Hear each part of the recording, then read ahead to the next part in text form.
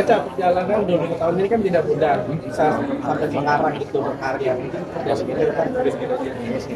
Pasti ya tidak mudah gitu, cuman ya alhamdulillahnya mungkin karena aku mencintai pekerjaannya dan aku sangat enjoy gitu, jadinya aku kayak senang-senang aja, nggak berasa capeknya. Karena mungkin ketika melaluinya ada capek, tapi setelah lewat itu ada nggak berasa lagi capeknya, kayak mengeluarkan album baru gitu ya, nggak berasa capek juga akhirnya setelah launching. Ketika bikin ya pusing juga ya, aduh lagu apa nih yang paling bagus, aduh musiknya harus diapain, harus gimana biar selalu oke gitu. Ini kan bisa dikatakan kan Tetet yang tadi bilang kan kayak lagunya adalah kisah cinta, kisah pribadi tapi dituangkan. Dan Tetet Jadi kan semuanya kisah cinta sih, tapi kayak kisah yang aku jalanin di tahun 2000. kenapa misalnya aku dituangin dalam karya sih gitu kan? Maksudnya kayak yang kenapa? Iya, beruntungnya aku karena aku penyanyi ya. Jadi aku justru bisa curhatnya itu justru di lagu gitu, di karya gitu. Dan apa namanya, ya karya itu juga bisa didengar sama banyak orang. Jadinya juga positif, bukan cuman kayak aku curhat di sosial media sendiri gitu, atau apa namanya, cerita-cerita doang sama teman, tapi curhatan aku alhamdulillah jadinya bisa dinikmati sama banyak orang gitu. Ya gitu deh. Tapi bisa dikatakan kayak Masih. Iya. Wuh. Jadi sebetulnya di album Another Journey ini bukan pengalaman aku dengan satu dua orang, tapi kayak cerita lama aku juga. Dan mungkin aja ada yang endingnya justru di tahun segitu gitu ya, di 2020 itu. Gitu. Jadi itu adalah pokoknya salah satu pengalaman aku. Jadi kayak meskipun udah fotonya aku hapus gitu, meskipun udah nggak kontekan sama sekali, tapi ketika dia cuma kontak doang tuh kayak kita jadi kayak luluh, dan ternyata aku masih menyayangi gitu. Dan aku rasa itu relate ya, banyak orang pasti ngerasain kayak gitu. Jadi kenapa aku bikinin jadi lagu cerita itu, dan ternyata banyak banget orang yang suka juga, artinya kan banyak orang relate juga pernah ngerasain hal yang sama. Berarti lagu-lagu Kak Ocha ini relate ya dengan kehidupan sama Kak Ocha ya? Iya. Gimana? Oh, move on-nya susah. Karena ternyata masih perasaannya, oh enggak. Udah selesai, udah move on, tapi perasaannya aku tuangkan dalam lagu. Teh bisa dikatakan anak kan sekarang udah bujang juga. Suka masih nanya-nanya kan kalau mama kapan sih ada pasangan atau Enggak sih, Rizky orangnya juga cuek ya, jadi dia lebih support aja apapun yang aku lakuin gitu. Jadi dia juga bukan tipikal yang pacaran gitu ya, dia juga enggak. Jadi aku senangnya kita berdua saling support aja. Nah, tapi Tete sendiri cerita nggak sih Teh ke anak kalau misalkan Cerita, punya pasangan aku lagi deket sama siapa, aku lagi jauh sama siapa, aku lagi sedih, lagi senang, cerita semua. Rizky juga gitu sama aku. kayak berasa teman nggak sih Teh? Kan? Ada deh. Tapi kayak merasa teman juga sih, nggak sih teman-teman Tete sendiri untuk ke anak. Curhat juga Kak, curhat juga Kak. Iya. Atau seperti apa? Jujur ya, aku tempat curhat aku Rizky. Kalau aku nangis, aku kayak di rumah sedih, capek kerjaan ya, atau lagi sedih karena suatu hal. Biasanya aku ngobrol sama Rizky gitu, cerita-cerita. Kayak dia nemenin aja. Dan kadang-kadang dia berasa kayak lebih tua dari aku. Jadi dia biasanya kayak yang lagu nggak usah apa namanya, memikirkan apapun yang bisa menstop positivitas aku gitu. Jadi buat Rizky selalu bilangnya kayak gitu, jadi kayak boleh lah nangis sekarang, besok udah harus nggak usah nangis. Lebih dewasa. Iya, dia lebih tua dari aku kadang-kadang rasanya. Jarang-jarang ya. Iseng aja aku, kenapa nggak boleh ya aku iseng? Ada lah pokoknya, habis itu aku hapus lagi. Ya udah ngeprank aja lah biar nggak ditanya-tanya. Perjalanan buat kamu seperti apa sih, Len? Manis, asam, asin, pahit. Penuh dengan keringat, penuh dengan tawa, penuh dengan air mata. Tapi tapi yang pasti penuh dengan kebahagiaan. Pernah berada di titik terendah nggak? Oh, pernah. Aku pernah berasa aku mau berhenti nyanyi jadi gitu. Kenapa tuh Teh? Kenapa? Menurut aku ya persaingan di dunia industri itu amat sangat, industri musik itu amat sangat apa ya, terlalu ini ya kak. Kejam. Iya, Keras kah atau keras? keras kalau menurut aku. Jadi artinya kadang-kadang mungkin ya bukan dibully dari komen apa, tapi ada perasaan kayak aduh aku bisa bikin karya apa lagi ya gitu. Kadang-kadang apalagi kalau aku kan udah lama, jadi aku udah rasanya kayak ini udah pernah bikin, itu udah pernah bikin, apalagi yang aku belum pernah bikin gitu.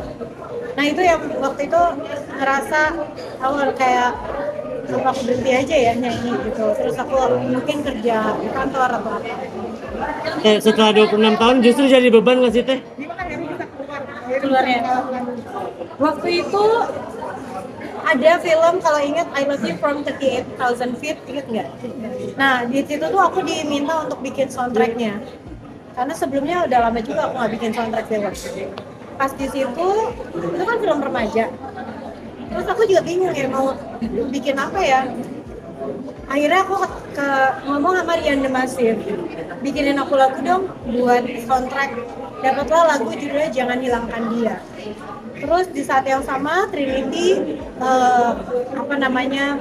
membantu aku untuk berkenalan dengan musisi dari Amerika. Jadi musisi itulah yang membuatkan musiknya.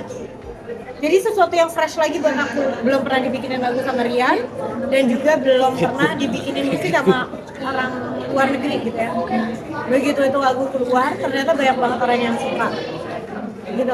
Akhirnya aku jadi termotivasi lagi. Malahan pendengar aku waktu itu jadi kayak anak-anak SMP, SMA karena mungkin filmnya kan film remaja genrenya. Ya udah akhirnya aku bikin album judulnya A New Chapter. Jadi benar-benar kayak a new chapter of my life. Yang tadinya mau berhenti nyanyi jadi nggak jadi. Tapi kalau berhenti nyanyi mau jadi main film nggak? Bener. Ada rasa-rasa dulu ngerasa nggak pede gitu, ngerasa aduh musik aku kok kayaknya jadul ya gitu, ada rasa mungkin karena udah lama ya, lagunya kan udah lama banget. Meskipun aku waktu itu sebetulnya nama aku tidak pernah turun juga gitu, dan aku waktu itu juga lagi banyak konser gitu, dan pokoknya apa yang kelihatan di depan mata kalian itu beda sama apa yang aku rasain di dalam hati. Jadi rasa insecurity itu kadang-kadang tidak tampak, mungkin nggak ada yang tahu waktu itu kalau aku lagi depresi gitu atau apa, tapi karena sekarang udah lewat mungkin aku baru bisa cerita. Nah itu enggak sih saat itu, cuman aku dikelilingi sama teman-teman aku yang support. Jadi buat teman-teman juga kalau saya ada yang ngalamin rasa tidak percaya diri atau rasa kayak anxiety lah ya zaman sekarang katanya di kantor ataupun mungkin di teman-teman di lingkungan, ngobrol deh gitu, itu harus dikeluarin karena dengan dikeluarin itu banyak opini yang akan menguatkan kita juga bisa ketemu teman-teman yang bener, itu teman kita. Selain teman-teman terdekat, siapa lagi yang mau supaya Banyak lah, keluarga, teman-teman musisi yang bikinin lagu aku bagus-bagus gitu. Akhirnya tapi pada intinya akhirnya memang kembali lagi sama kitanya juga yang harus kuat, yang harus berani untuk berdiri lagi. Kita udah ngeraih semuanya gitu di karir, jadi beban nggak sih buat ngejalanin karir next selanjutnya? Pasti jadi beban, tapi aku sekarang berlatih untuk tidak menjadikan itu beban. Ini lebih playful, lebih aku kayak memilih musik juga lebih kayak bebas aja, aku mau bereksperimen apa gitu. Nggak harus terkungkung, nggak harus mikirin ini bakal laku atau enggak gitu. Mungkin sekarang lebih berekspresi, jadi mudah-mudahan itu bikin aku jadi nggak ngerasa terlalu beda. Tapi berdoa aja. Kan udah ada dengan inspire musik itu keterlibatan Aku founder, jadi aku sama Intan adalah founder dari Inspire Music, pemilik dari brand atau company Inspire ini. Terus kalau kayak mengakuisisi kan tadi banyak juga tantangan yang Bukan mengakuisisi, lebih kayak merekrut, men-sign gitu. itu ada ambil dari Rota atau Iya. Kalau untuk urusan musik, aku ada beberapa lagu yang memang di bawah aku yang milihin, aku yang musiknya pilihin gitu, video klipnya dari misalnya agak dia print sendiri. Fadil Kaidi nanti Kabarnya sendiri bener nggak sih Teteh sekarang masih dekat sama pengusaha? aku selalu deket sama pengusaha karena aku pengusaha ya. Kalau aku deket sama pelukis, aku bukan pelukis. Karena di SNM kemajuan bahasa Koreanya Oh. seperti apa teh?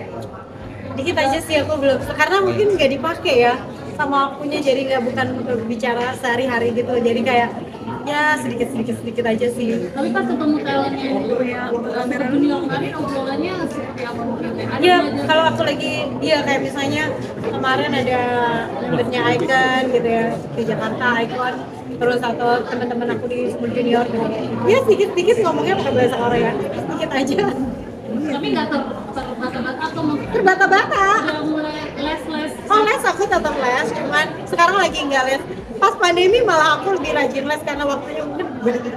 Nah ini kan lagunya slow ya, udah ada ini langsung ngobrol sama Ryuk juga sama Romeo juga. Oh, belum. Mereka aku belum perdengarkan lagu ini. Iya, mereka tuh supporter besar banget juga buat aku. Tapi yang lagu ini belum. Aku nanti kirim. Terima kasih udah ngingetin aku. Kalau bisa sih yang di bahasa Korea juga kayak Oh iya, yang Tengah Jiwa deh. Mudah-mudahan ya. Makasih loh.